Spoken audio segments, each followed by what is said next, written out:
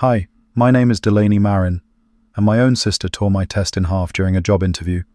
While a room full of executives laughed, my father called it discipline. My mother sipped her wine like it was theatre. And my sister?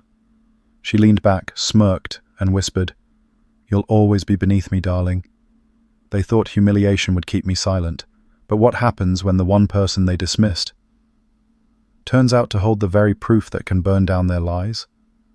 If your own family tried to erase you in public, would you swallow the shame, or would you stand and fight until every secret they buried was dragged into the light?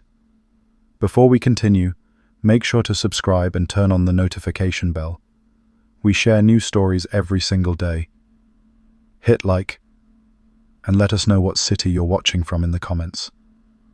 The walls were all glass, sleek, cold, corporate. I could see my own reflection as I walked in. My posture straighter than usual, my shoes a little more scuffed, my name badge feeling heavier than it should have been. I held my resume folder close, the corners soft and worn, from being packed and repacked over the past several weeks. The Storm CP logo glared from every screen in the room, like it was alive and watching me. A few other candidates were already seated, polished, confident, their designer suits sharp, their hair perfect, the kind of people who always seem to know someone on the inside. I forced a careful smile when one of them glanced at me. But it wasn't returned. I took the only available chair, slightly off-center, not quite in the circle, like it had been left for someone who didn't fully belong. I reminded myself, I didn't need to belong. I just needed to be seen. Then the door clicked, and Sloane walked in. She was in a navy silk blouse, heels that echoed against the tile, and a mug in her hand that practically screamed wealth.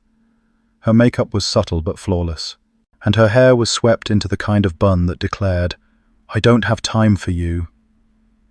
My breath caught. She didn't flinch when our eyes met, didn't acknowledge me, not a nod, not even a blink. She walked straight to the table, like I wasn't her younger sister, like I hadn't once shared a room with her, like she hadn't destroyed my very first job interview 7 years ago. Sloane took her seat among the panelists. Yes, panelists. And sipped from her mug while another interviewer began introducing the session. The room buzzed with HR phrases, leadership potential, team synergy, scalable strategy. I felt like I was listening to a foreign language. "Would anyone like coffee?" one of the assistants asked, carrying a tray. The tray made its rounds. Every single person got a cup. Except me. I didn't say anything. I didn't need to. Sloane was already smirking over her mug, and I caught the exact moment she leaned toward the woman beside her and whispered, "She's still dressing like she shops in college clearance bins." The woman chuckled, just enough to sting. I kept my gaze steady. I wouldn't give her the satisfaction. But inside, my stomach curled tight. I stared at the tabletop, at the fake wood grain, and forced myself to focus on breathing.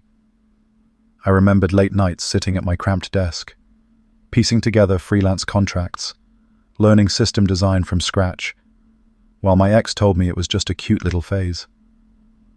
I remembered the day Sloane forwarded my portfolio to the wrong client on purpose. The company pulled out. It had been my birthday. I told myself, I wouldn't run this time. Not from her. Not from this. They started calling names one by one. The candidates went up for introductions. As they spoke, Sloane nodded, smiled, even took notes. When my name was finally called, she didn't so much as glance up. I stood, walked to the center, and placed my resume down in front of her. She picked it up, stared at it for all of 2 seconds, then without a word, slid it to the man beside her like it was some misplaced brochure from the lobby. He barely glanced at it before setting it aside. And that was it. That was my moment. No questions, no eye contact. Just dismissal. I sat back down. Someone behind me coughed. The clock on the wall ticked louder than it should have. I tried to straighten my shoulders, to ignore the heat creeping up my neck.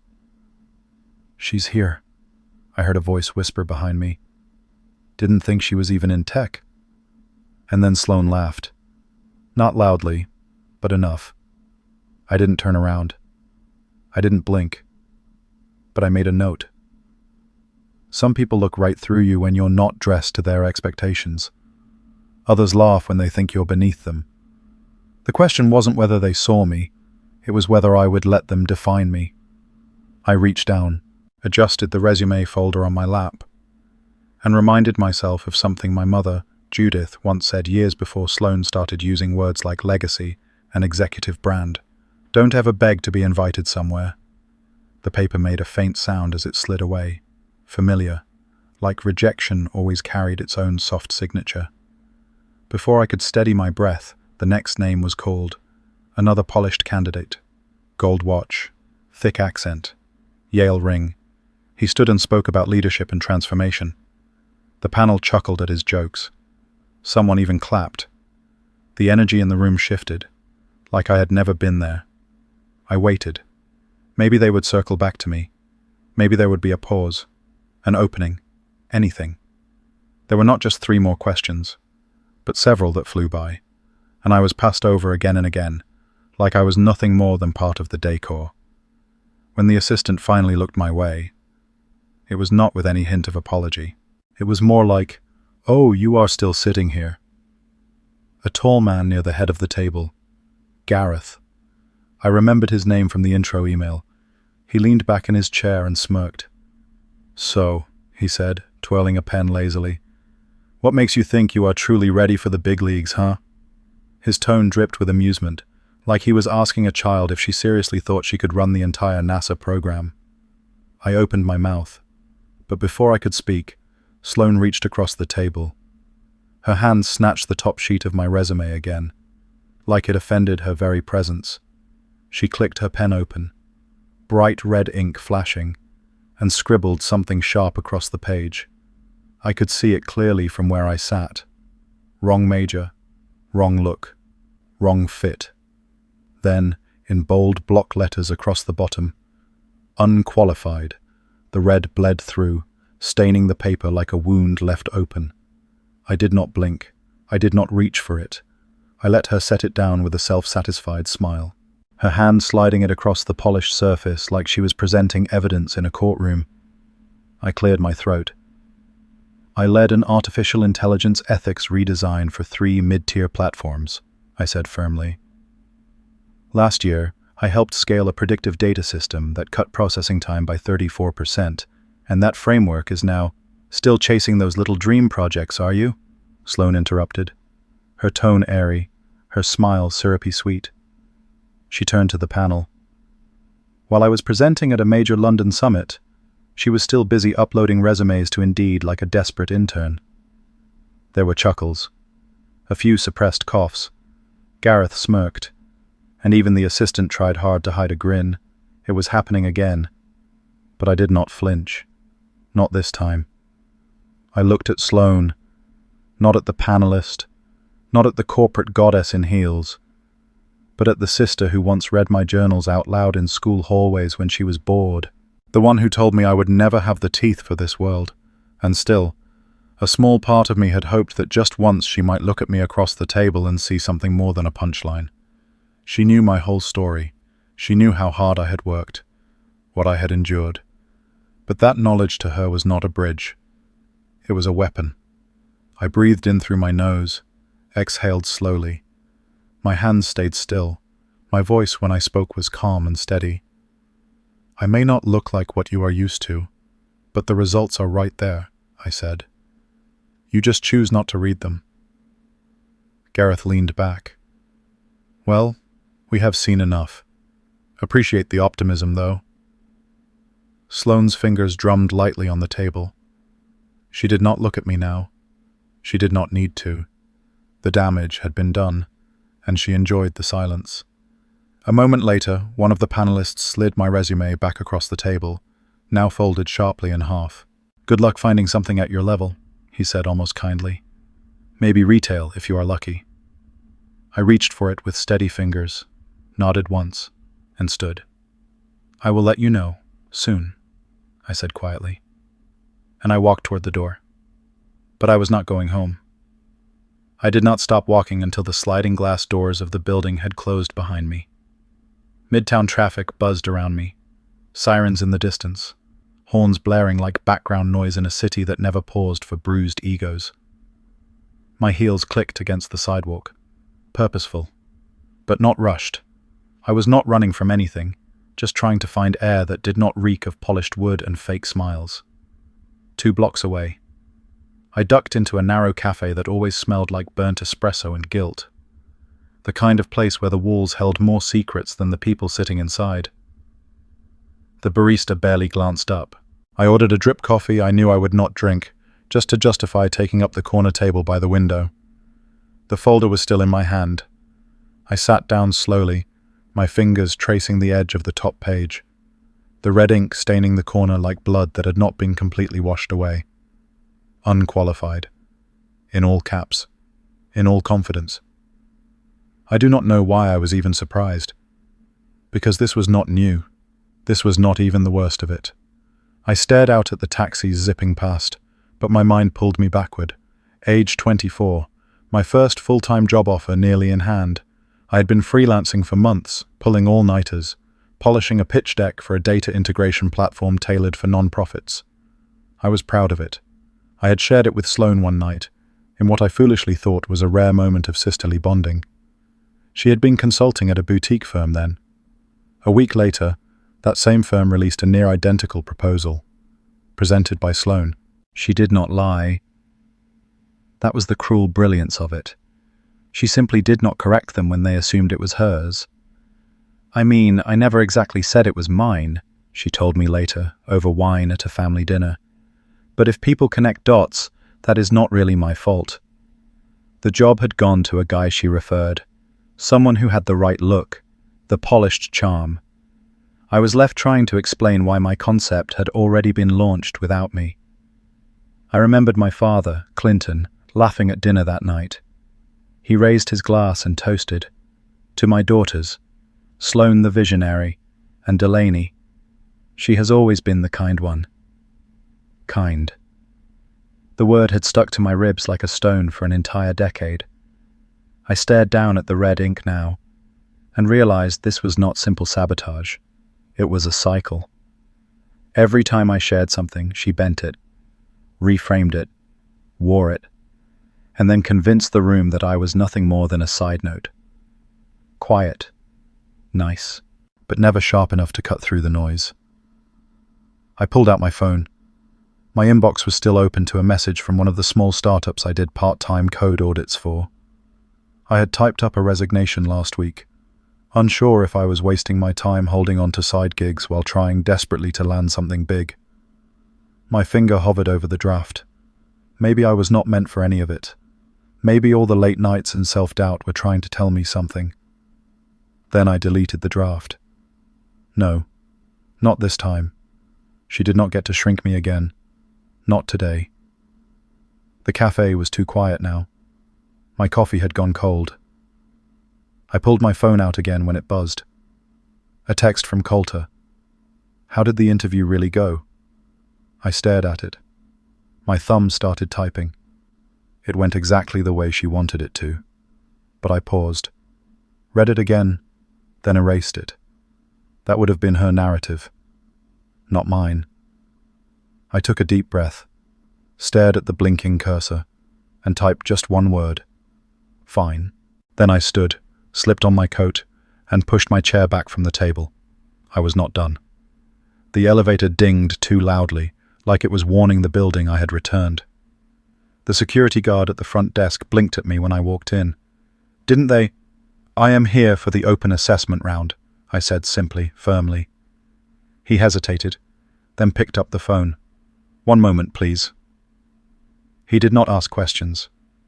Maybe he saw something in my face, something sharp enough to slice through the doubt. 2 minutes later, I was heading back up. When the doors opened on the 40th floor, the energy shifted. The panel had not expected to see me again. I could see it in their faces, Thin smiles, twitching brows.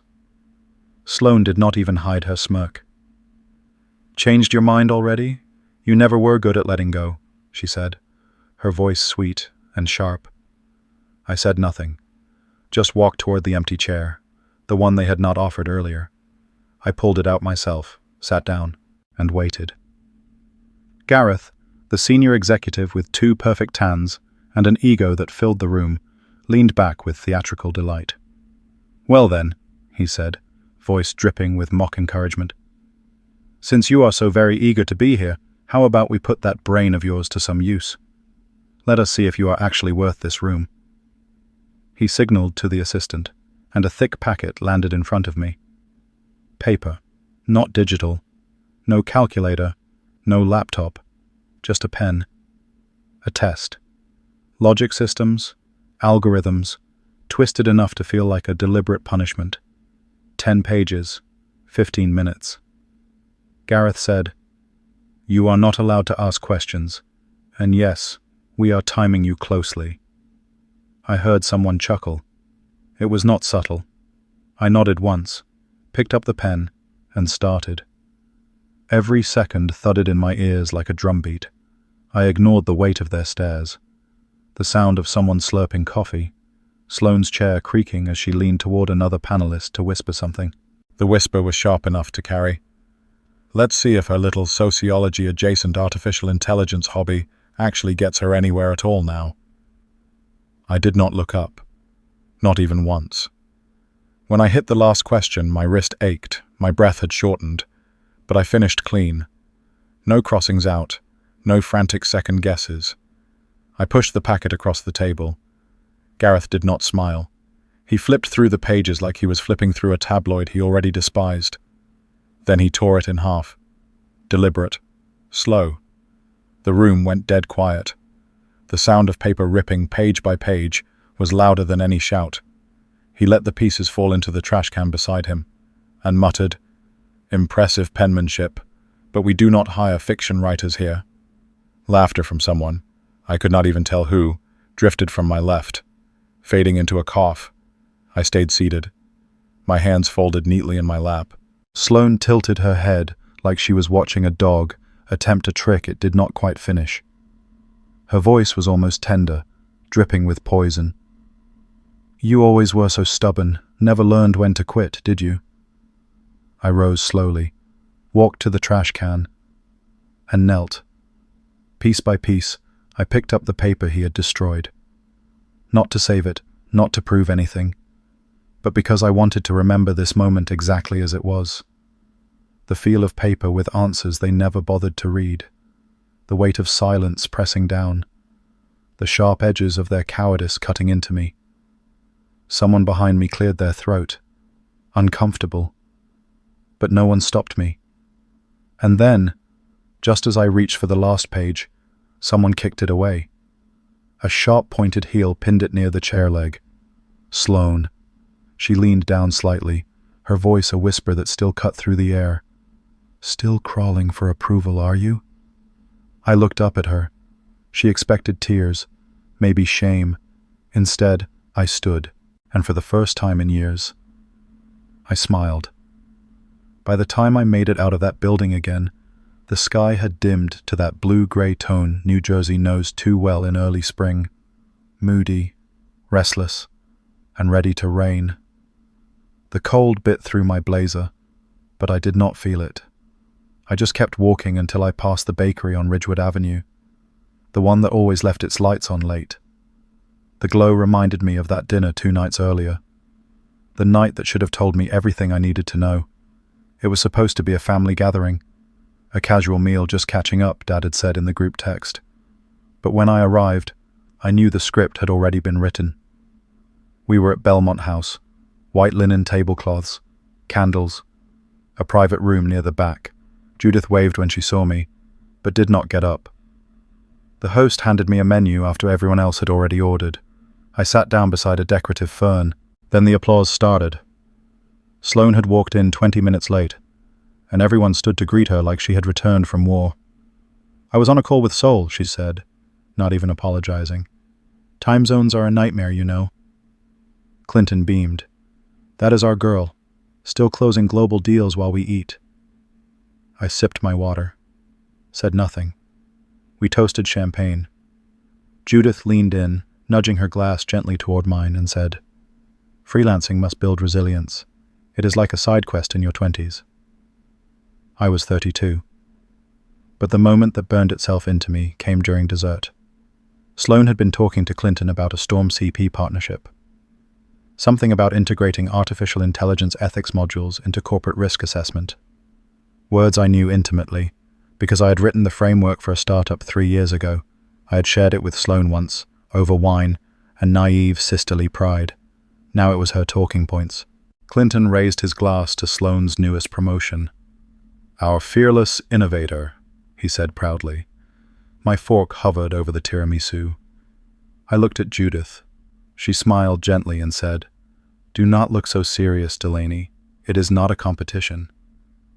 I forced a smile. "Of course not, Mom." Then Sloan leaned in close, her voice so soft it slid like a hidden blade. She poured me another glass of wine and whispered, "You will always be beneath me, darling. You do know that, right?" A camera flash went off right then. "Mom," someone called, capturing a sweet sister's moment. And in the photo, I was smiling, chin tilted, lips curled, glass raised, a lie captured in perfect lighting. Back in the present, I found myself in the women's restroom at Storm CP, gripping the marble sink. The face in the mirror was not crying, but the mascara was crooked. My lips had gone pale. I splashed water on my cheeks and watched the smudges melt into my skin. One of the stalls opened. 2 interns came out, laughing. "She really bombed. Gareth actually tore it up right in front of everyone." The second one giggled louder. "She just picked up the pieces like a kicked puppy. Was that not the one Sloan said was her cousin or like some distant relative or something?" They left without noticing me. Have you ever been in a room where family turned your strength into their punchline? If yes, share in the comments. Drop a number 1 if you know exactly how betrayal can silence and harden you. I did not move, just stared at the reflection of my reflection. Something behind my eyes shifted. The softness cracked. There was steel now. Quiet, but certain.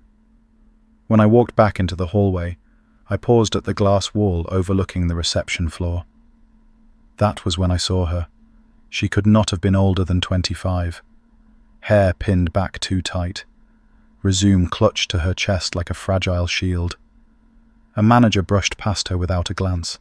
Her eyes tracked him, then fell, and then they found mine. She did not smile, but her grip loosened just slightly. That was when I understood. I was never meant to shrink in their presence. I was not the one who needed approval anymore. I did not rush. My steps were measured, calm, almost too calm. But after years of folding myself to fit into rooms that never had space for me, I was done contorting. The receptionist blinked when I walked back in.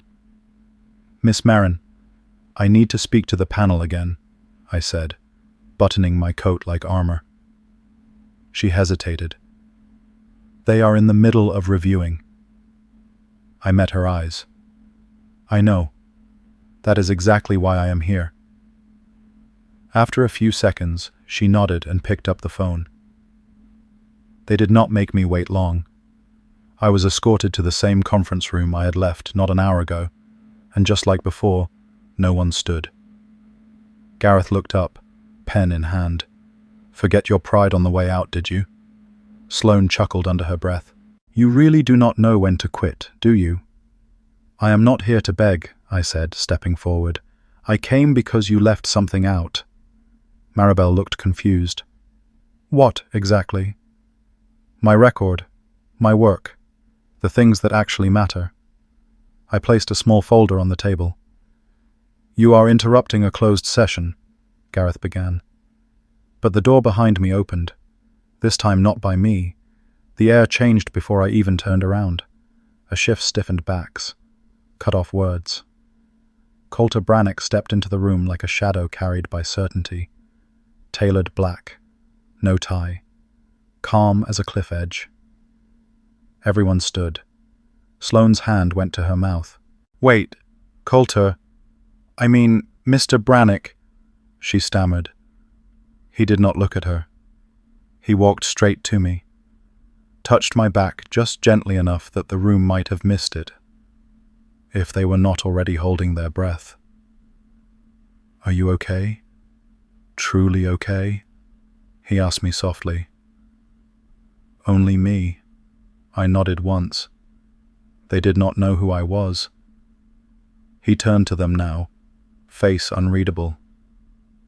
"Interesting, because some of you apparently know me very well."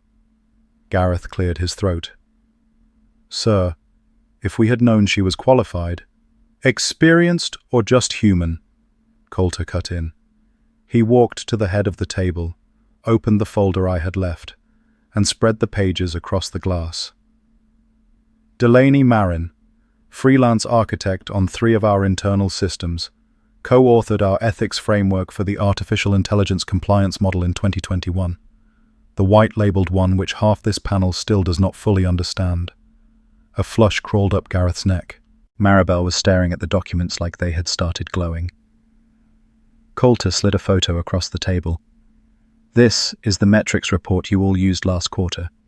Her work, not signed, but still hers." Then he turned to me. "Anything else you would like to add?" I looked at the panel, then at Sloane.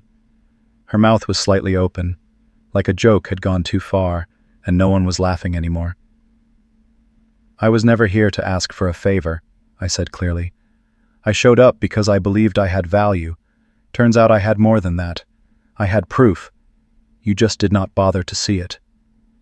Sloane opened her mouth, but for once, nothing came out.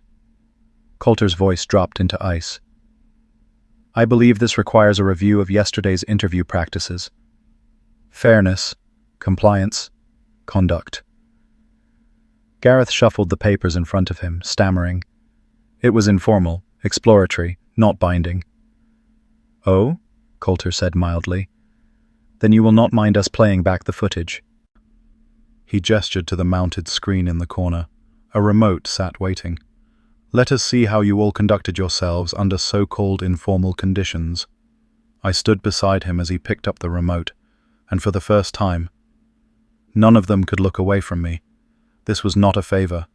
It was not a rescue. It was recognition, long overdue, and fully earned. The moment the video began, the oxygen left the room. No one moved. No one even pretended to multitask. Just the sound of my voice explaining my work, followed by Gareth's smug chuckle, Maribel's backhanded comments, and Sloane's slow, deliberate takedown. There it was, her smirk when she dismissed my resume, the way she said side quest, like my entire life had been a detour from something real. Every eye in the room flicked between the screen and Sloane, whose lips were drawn tight now, her perfectly glossed facade cracking with each second. When the footage caught her pouring wine and whispering, "You will always be beneath me, darling. You know that." I did not look away. I did not flinch, but I could feel everyone else shifting in their seats, like the floor had just dropped out from under them. Coulter remained perfectly still, arms crossed. He did not even glance her way.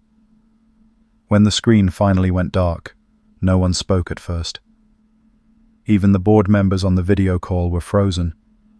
Then the legal advisor cleared his throat. "This is not just bad judgment," he said flatly. "This is a potential liability. Human resources and legal will be looped in before close of business today." Gareth opened his mouth, probably to pivot, or pretend this was all somehow a misunderstanding. But Sloane cut in with something no one expected. "She planned this," she barked suddenly. "She wanted all of this on record. This was pure manipulation." Her voice cracked near the end, louder than she probably intended. I raised an eyebrow, but said nothing. That silence must have rattled her more than any defense I could have thrown. And then she snapped.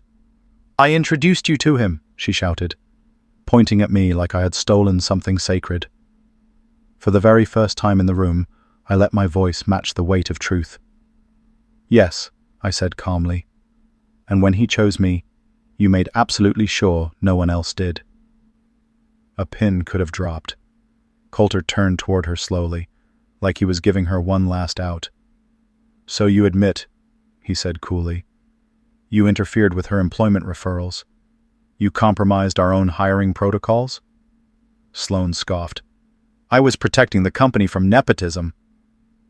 The only nepotism here, I said softly, was protecting yourself from being compared to someone you never thought would rise. Maribel suddenly slid her notepad away. Gareth looked down at his shoes. No one was rushing to defend her now.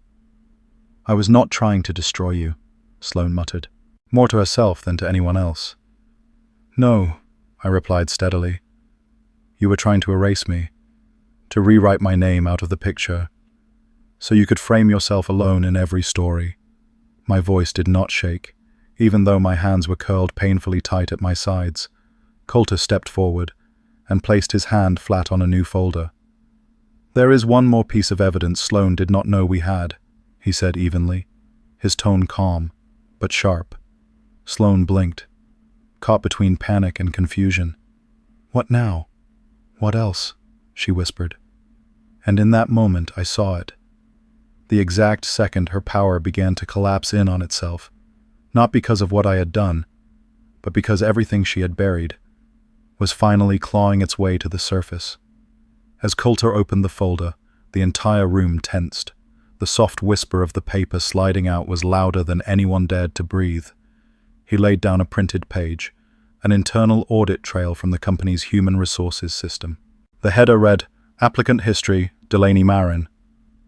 The legal advisor leaned forward. These notes were appended during your 2019 application cycle, he said firmly. We have verified the metadata. The source login was Sloane's. The notes were short, but they stung like venom. Displays resistance to feedback. Would not be a cultural fit. History of unpredictable collaboration. They were not just petty remarks. Those phrases were career killers. Coulter did not raise his voice. He did not have to. You altered internal files to block your sister's candidacy? He asked, each word landing with weight. I was trying to protect the company, Sloane said tightly. You do not understand what it is like to have someone cling to you, just to get ahead. You are done here, Coulter said, his tone final. Absolute. Effective immediately. A wave of air seemed to shift through the room. No anger, just cold clarity. Security was called. Sloane stood, jaw clenched, eyes darting. But before she was out the door, she whipped around. A final lunge for control. She is not innocent, she snapped. Look at this. Look at what she sent a client. She slammed her phone screen on the table. A screenshot of an email allegedly from me, calling a potential partner a walking disaster in heels. It had my name on it, my email footer, even the company tag, except I already knew it existed. I reached calmly into my bag and pulled out a small black binder. This, I said, sliding it across to legal, is the server log from 2 nights ago. That email, it originated from Sloane's IP address, logged in under her temporary admin pass. A silence followed. Not shock this time, just confirmation. Gareth shifted back in his seat. Maribel looked down at her notes. The assistant in the corner, who had once giggled behind my back, suddenly found her shoes far more interesting. Coulter nodded once. Forging internal credentials to defame a team member is more than unethical, he said sternly. You will be hearing directly from legal. Sloane snapped. You think you are better than me now, just because he picked you? I did not need to raise my voice. No, I said, looking straight into her unraveling eyes. Just done being beneath you. Security let her out. Not with force, but with finality. And that silence again. The kind that tastes like justice. I stood there as the board began to murmur among themselves. Coulter did not ask. He turned and simply said, I move that we reinstate Delaney Marin to her original consulting role, this time full-time, with full project lead authority. All in favor? He asked. Every single hand went up. The human resources representative stood. You are being offered lead strategy consultant. Sloane's former office is yours. I looked toward the glass-encased corner suite with the skyline view. It had always been her throne, but I shook my head. No, I said softly. I would like a desk near the development floor, closer to the team. They paused, then nodded. As I signed the contract, someone, Maribel, I think, slid a small folded note across the table. I opened it. We are glad you are finally where you have always belonged. I did not respond. I just smiled, and walked out without once looking back. The paper made a soft sound as it slid into the box. So quiet, but to me it was thunder. A clean fold, red ink still faintly bleeding along the edge, and a note in my handwriting clipped carefully to the top. Let this help someone who is still learning not to listen to the voices trying to shrink them. That resume was no longer shame. It was a receipt, proof of every lesson I had paid for in silence. I stepped outside into the early evening light. New York had the kind of golden haze that made even the sharpest corners look almost forgiving. The sidewalk buzzed with life, but for once, it did not swallow me whole. I let myself walk slowly, really feeling the rhythm of my own steps again. When I got back upstairs to collect my things, I passed Sloane's old office. The door stood wide open. Inside, a cleaning crew was wiping down the shelves, removing a framed quote she used to brag about. Winners write the rules. I paused briefly. There was nothing to say, nothing to reclaim. The space did not belong to me, not because I could not have it, but because I did not need it anymore. I turned the corner and nearly bumped into someone. Her. Not Sloane, the young woman from the hallway, the one who had clutched her resume like it was a fragile lifeline. Weeks ago they called me back, she said breathlessly, for the role you told me to apply for. Good, I said, holding her eyes steady. You truly deserve it. She smiled in that way only people on the edge of belief do. Hopeful, nervous, but finally standing still enough to hear themselves. Later, in my new office, smaller, sunlit, and surrounded by the people who actually built things, I sat alone for a moment. The room smelled like lemon cleaner and fresh beginnings. My bag hit the floor with a soft thud. I opened one drawer, taped the resume back together, and pinned it above my desk. It looked like a scar, and that felt right. I did not tape it to remind myself of Sloane, or even the pain. I taped it because it marked the moment I had started choosing dignity over desperation. My phone buzzed. A message from my father, Clinton. I did not see everything before. I am sorry.